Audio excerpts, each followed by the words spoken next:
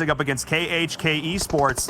And Wildcard, of course, who started the day off so well with some sick pickups on Erangel, looking to continue to add to their kill tally right now as both of these teams are creeping into the zone. KHK with a scrap of HP. Acer is here, finishing up one kill. How much more can he get? Ooh, well-placed nade, could be a couple more. It looks, the second one's good. Yeah, Acer's nade comes in, teaching his teammates how to really plant a grenade, and that one's more than enough. That's going to be KHK out in 13th place, and Wildcard's still in. Sans helmet, but here goes the Dream Eaters fight against Frag. They were in the center for the entire time. What's happening to them? Yeah, they had to rotate out, finally forced to leave their compound, and I talked about this, the idea that they're going to need to defend this against so many different teams. They need to be able to hit their shots, though, and looking at how many are picking, well, they're gone! The answer is no. They cannot hit their shots in that situation. Not up against Quinina Power, not up against Dream Eaters, not against all of these teams joining together as one to take them out. They have the prime position, and now it is left wide open for whatever team can hold claim to it. As we see the collapse coming in on all sides. PK is getting involved. Sam is going to drop. Dream Eaters is here. First sits down. G-Fan's dying to the circle. Everything is happening right now, and this is Miramar, how we know it. When the action starts, it really heats up. Yeah, and it's only turned up to 11 in this phase because there's still so much water in the circle, and there is so little playable area once you actually get inside the zone. Everyone is just fighting for the tiny piece of the pie, but they're all still outside. Acer had an initial opportunity, but Meku's gonna come through. 3 kills for Dream Eaters, but they are still alive. However, where can they push? Over here, it's a bit of a block party. B4, Umbra, Nova, and UDR killers. But only 1, maybe 2 of these buildings is actually inside the phase. Yeah, this next playable zone, I think, will only the buildings being held. I think it's by G-Fan, as well as 1 member there of B4. Oh, no, it's Cat who's actually up in here. UDR Killers is pushing in, though. Hang on a second. If you're a fan of Nova Esports, if you're on that hype train may be coming to a screeching halt as UDR Killers is taking over the bottom floor. You got some new neighbors. They're moving in, and they are oh so noisy. When they do decide to res Nano push up, they will have a pretty solid position as Pittsburgh Knights and Footballs are continuing to fight here along the bottom of this cliff. This sort of beach finish is not friendly to anybody as the nades are pushing in. Who can land the shot, though? Solke with the jump shot once again, puts himself out. Is still not going down, though. It is Lutz who's going to drop. There's another one. Solke, the last man standing for Football. Can he put the shots? No! Can he get it done? Actually, he does. 1 second longer. Now it is Carnage against the world, but Carnage finds it. There it is. Pittsburgh Knights wins this 3v3 exchange. That is what they needed in their first game of the day, eliminating Footballists in 7th place. Quinina Power also went out just a second beforehand, so at least it's another placement position for Footballists. But Knights, they're going to have to reset. They're going to have to get everyone revived, because look at the phase. Look at the mini-map on the top right. No one is inside it. It is a beach. There is a small shack. Nova are out, top 5. Many of them, all of them actually have at least 3. Most have 4 up. But with the lack of cover available, it is going to be a bidding war. The nades are just raining in, but of course, I need to make a note. 2 of our top Miramar teams, Dream Eaters, B4, they're still in this. They're still getting involved. B4 starting to finally lose some members to UDR Killers, and Dream Eaters may go the same way as they take the fight up against Unique, but they're trading up back and forth right now. Beautiful play, trying just to stay alive. Toffees is here, Meku on the low ground, and they win the fight against Unique. Dream Eaters making their claim to Miramar in a big way. And now they are in a prime position to move in onto the road, control the high ground. As B4, they made a mad send down the beach. They went up behind Pittsburgh Knights. They're barely just trying to hold on. And now UDR Killers have a no man's land to cross, and Dream Eaters is looking down at them. Dream Eaters are looking down, but they're also looking at where they themselves are going to have to push, trying to find opportunities to pick up kills while they can. But no one's really given them the proper angles, and so Meku and Matic, they're just running down on foot.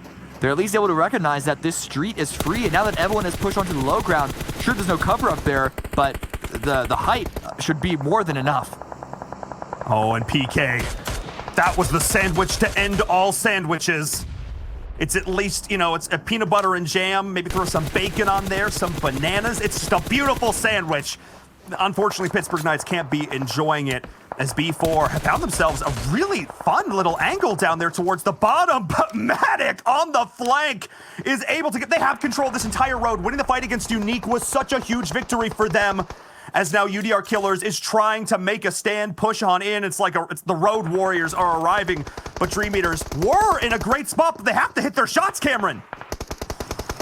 Oh, Sandro, this is such a really big play from him, prepping the grenade now as well before he even uses the few bandages that he has. Oh, and what a well-placed nade, too. It is just Toffee's remaining. They have to take this 2v1 perfectly. They have to find this angle perfectly. Dream Eaters hanging on by a thread on a knife's edge. Sandro, Pocus don't have much HP. And no, they just win the shot, though. They just take the 1v1, and Dream Eaters is eliminated. I cannot believe it. They had such a great position, but they were so focused down on the beach. UDR Killers, with the late rotate, took it on the road. They just won their gunfights. I don't know if that should have been allowed, and now it is B4 and UDR Killers, and nobody really has this circle. It's going to come down to who has the smokes and who has the shots. I gotta give it to UDR Killers right now, only because of the high ground, as well as Nano holding more information from Maxon. He's been using this rock to mix success this entire time, but Sandro also trying to give it back in kind. McZero bleeding out. I don't know if he's gonna be able to get revived there, and this is, yeah, he's gone. He's out, I believe. And Pedro, super low himself as well. Sandro almost going down to Maxon, trying to shoot back, but I have to agree. UDR Killers, they fought for the high ground. They fought for the most contested zone. B4, I gotta give them props. They survived for so long. They had the send down towards the beach. There was just a little bit of a defilade there as the beach drops into the water. They have the rock. They can hold this angle. But part of the problem is they've just boxed themselves in. There's really nowhere to go. They either have to go left or right behind this rock. It's a 50-50. It's a binary. It's a 1 or a 0. And with 3 members to watch these 2 angles, UDR Killers has every advantage in the world. Yeah. Pokus does drop down to the low ground because the blue is pushing him in. Sandro's waiting as long as he can. But either way, it's still just the crossfire setup by UDR Killers. You've seen not only the number of teammates that you have standing, but also the angles that you're holding. Nano's angle is a little thin. He's got to suck in that gut to stay alive. Ooh, Andrew tried to actually hang on a second. He didn't respect the firepower. I think he thought his teammate was covering, and now he's pinned behind this tree. Wait a second, as the blue's pushing in. I don't think the rock is in, but it might be more in than where Nano is right now, which means that they have a little bit more time. Hang on a second, Cameron. This is now a 2v2 situation. Nano is going to drop. This is a 2v1 situation. It all comes down to Pocus. Can he find the shots? He's taking so much damage. That was a hedge.